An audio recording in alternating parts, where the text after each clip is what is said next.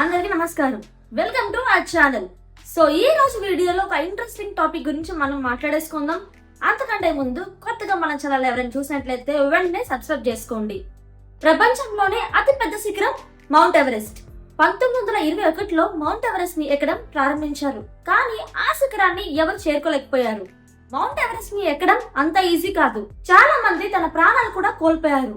1952లో నేపాల్ కు చెందిన షెర్పా టెన్సింగ్ ఎవరెస్ట్ ని జయించాలని ఒక ప్యాషన్ తో ఉన్నాడు. ఆ టైంలో Switzerland Raymond Lambert and Sherpa Tenzing ప్రయత్నిస్తూనే ఉన్నారు ఎవరెస్ట్ ఎక్కడానికి. కానీ వాళ్ళు అన్సక్సెస్ఫుల్ అయ్యారు.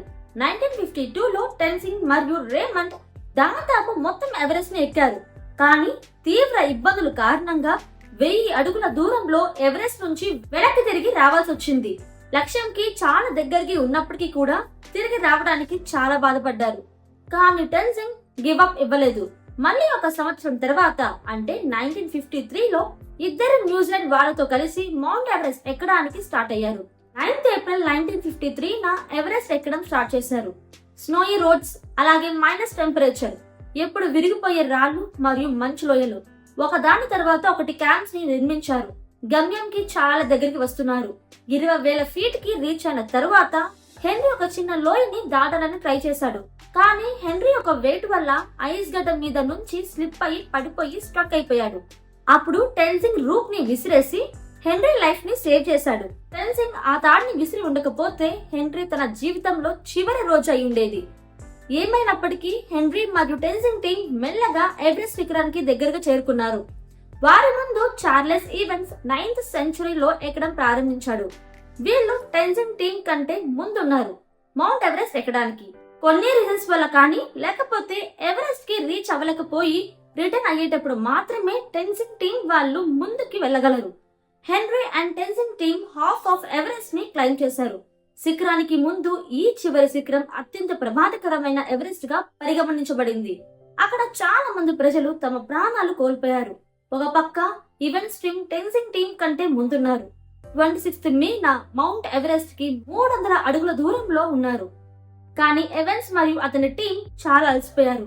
వారికి ధైర్యం చాలలేదు ఒక్క అడుగు కూడా ముందుకు వేయడానికి. 300 అడుగుల మౌంట్ ఎవరెస్ట్ నుంచి తిరిగి వెనక్కి వచ్చేశారు. సో ఇప్పుడు చరిత్రలో వేరే వాళ్ళ పేరు ఉండబోతుంది. ఈవెన్స్ టీం వెనకకు తిరిగి వచ్చిన వెంటనే ఇప్పుడు టెన్సింగ్ అండ్ హెన్రీ టీం ముందుకు వెళ్ళాలి. రాత్రి పడుకున్న తర్వాత ఉదయం టెన్సింగ్ అండ్ హెన్రీ టీం తన డెస్టినేషన్ కి స్టార్ట్ అయ్యారు. టెంపరేచర్ -27 సెల్సియస్ లో ఉంది. సిచ్యువేషన్ చాలా బ్యాడ్ గా ఉంది. అప్పటికి బ్రేవ్ మ్యాన్ గివ్ అప్ ఇవ్వలేదు. ప్రకృతి కష్టాలను ఎదుర్కొంటున్నారు. అలాగే వారు అంచెలంచెలుగా ముందుకు సాగుతున్నారు. సౌతరన్ పీక్ కి మార్నింగ్ 9 కి రీచ్ అయ్యారు. క్రమంగా ఆక్సిజన్ అయిపోతుంది. హోల్ మిషన్ ని కంప్లీట్ చేయడానికి సరిపోయే ఆక్సిజన్ కూడా లేదు. అలాగే టెన్సింగ్ యొక్క వేగం కూడా తగ్గిపోతుంది. టెన్సింగ్ ఒక్క అడుగు కూడా ముందుకు వేయలేకపోతున్నాడు. అదే విషయం హెన్రీలో కూడా జరుగుతుంది. హెన్రీ టెన్సింగ్ వైపు చూశాడు. కాసేపు అతన్ని ఆపాడు. తన ఆక్సిజన్ ట్యాంక్ ను శుభ్రం చేశాడు. ఎందుకంటే శ్వాస తీసుకోవడంలో ఇబ్బంది పడుతున్నాడని. వాళ్ళకి ఒక ఇన్సిడెంట్ తర్వాత ఇంకో ఇన్సిడెంట్ ని దాటుకుంటూ ముందుకు సాగుతున్నారు. అండ్ ఫైనల్లీ May 29, 1953న టెన్సింగ్ పేరు అలాగే హెన్రీ పేరు చరిత్రలో నమోదైపోయింది. మరియు మార్నింగ్ 11:30న వారు అత్యున్నత స్థాయికి చేరుకున్నారు. 29,028 అడుగులు, 8,748 మీటర్ల హైట్ చేరుకున్న తర్వాత వాళ్ళ ఆనందానికి హద్దులు లేవు. ఈ విధంగా వాళ్ళు మౌంట్ ఎవరెస్ట్ ని చేరుకున్నారు. మనం పట్టుదలతో ఏదైనా సాధించగలమని మనం డిసైడ్ అయితే అది ఎంత కష్టమైనా మనం దాన్ని చేరుకోవాలి. అప్పుడు ఆ విషయంలో వచ్చే ఆనందం మరి దేంట్లో రాదు. ఇంతవరకు వీడియో చూసారు కదా. ఈ వీడియో చూసిన తర్వాత మీకేం అనిపించిందో మర్చిపోకుండా కామెంట్ సెక్షన్ లో కామెంట్ చేయండి. అలాగే లైక్ చేయడం మాత్రం మర్చిపోవద్దు. అలాగే మీ ఫ్రెండ్స్ కూడా షేర్ చేయండి.